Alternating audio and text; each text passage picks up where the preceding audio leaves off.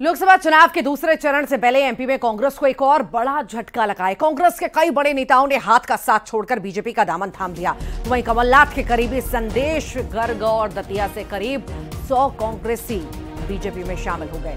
CM Yadav की मौजूदगी में बीजेपी का दामन थामा। मैं इस कार्यक्रम में आज पूर्व विधायक श्रीमान हरिवल्लभ शुक्ला जी का अभिनंदन करता हूं। अपने परिवार में स्वागत करने के साथ भविष्य में वो हमारे से जुड़ करके अपनी इस प्रदेश की सेवा करने के लिए, देश की सेवा करने के लिए जो वो सुझाव देंगे, काम करेंगे। और आपको समय समय पर अपने जिले में, विधानसभा में, लोकसभा में, अभी तो लोकसभा का मौका चल रहा है, हम सब मिलकर के अपनी अपनी बड़ी भूमिका निभाएं और एक नया इतिहास बन रहा है। छिंदवाड़ा सहित आपने देखा होगा कि हमने सबने देखा है, पहली बार बड़े महाराज अपने घर से निकलते नहीं थे, वो अपने मतदाताओं के बीच हाथ जोड़ करके वोट मांगने निकले। हमारे साथ दो और नेता हैं जिन्होंने हाल ही में अगर हम कहें बीजेपी ज्वाइन की है। गौरव शर्मा जी हैं जिन्होंने आज बीजेपी ज्वाइन की है, और राजेंद्र अग्रवाल जी हैं जो कि कमलनाथ की टीम के हिस्सा रहे हैं, और बड़ा संगठन इनके साथ बीजेपी में आ चुका है। गौरव शर्मा जी हैं। गौरव शर्मा जी, आप तो सोशल मीडिया टीम से जुड़े हुए थे, कांग्रेस की बड़ी जिम्मेदारी निभा रहे थे, ऐसा क्या हुआ अचानक की छोड़ दी कांग्रेस? देखिए, अचानक कभी कुछ नहीं होता। कहते हैं ना, रघुकुल रीत सदा चली जाई, प्राण जाए पर वचन न जाए। प्रभु श्री राम जी के साथ जो ये धोखा कांग्रेस पार्टी ने किया है, सनातन धर्म के साथ जो धोखा कांग्रेस पार्टी ने किया है, ये असहनीय है।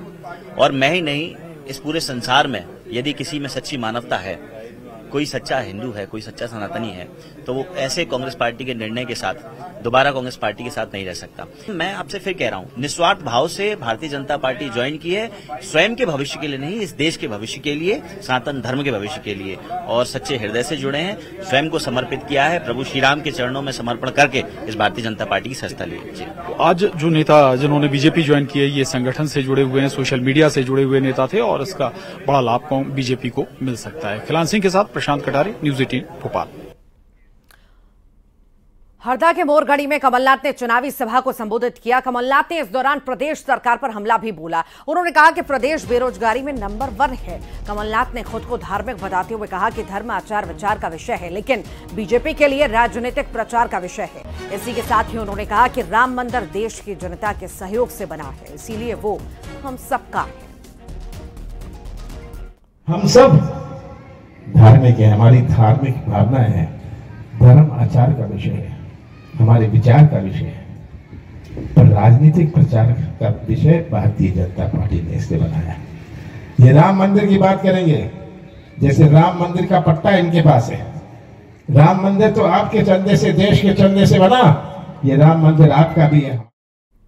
चुनावों का सीजन है, ऐसे में प्रत्याशी जनता को रिझाने के लिए हर हथकंडे अपना रखे हैं। प्रत्याशी कहीं चाय बना रहे हैं तो कहीं पर नाच गाने में शामिल हो रहे हैं। ऐसा ही एक मामला सामने आया गुना और शिवपुरी से, जहां से बीजेपी की ओर से केंद्रीय मंत्री ज्योतिरादित्य सिंधिया चुनावी मैदान में हैं। इस दौरान उनका परिवार भी प्रचार में जुटा है। तस्वीरें सिंधिया और उनके पुत्र महान आर्यमन सिंधिया की सामने आई, जहां सिंधिया ने विधानसभा बमोरी के ग्राम सुआटोर में भील जनजाति के लोगों के साथ ढोल बजाकर पारंपरिक नृत्य किया। तो वहीं शिवपुरी में आदिवासी महिलाओं के बीच महान आर्यमन सिंधिया थिरकते हुए नजर आए। महिलाएं ग्रामीण गीत गा रही थी। इस दौरान आर्यमन तालियां बजाते हुए नजर आए। ये 2 तस्वीरें।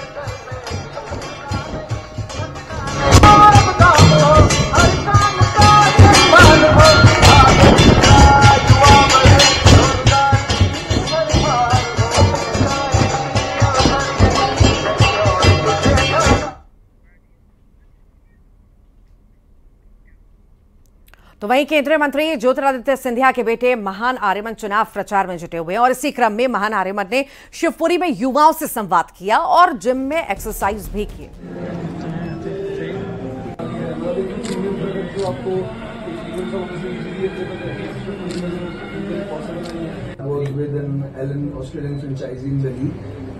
जो मैं काफी स्टार्टअप्स के साथ काम करता हूँ, मैं गाइड करता हूँ। खंडवा में कांग्रेस प्रत्याशी नरेंद्र पटेल ने शुभ मुहूर्त का नामांकन शुभ मुहूर्त में दाखिल कर दिया, और इसी दौरान पूर्व मंत्री सचिन यादव, भीकनगांव विधायक जुमा सोलंकी, पूर्व विधायक राजनारायण सिंह मौजूद रहे।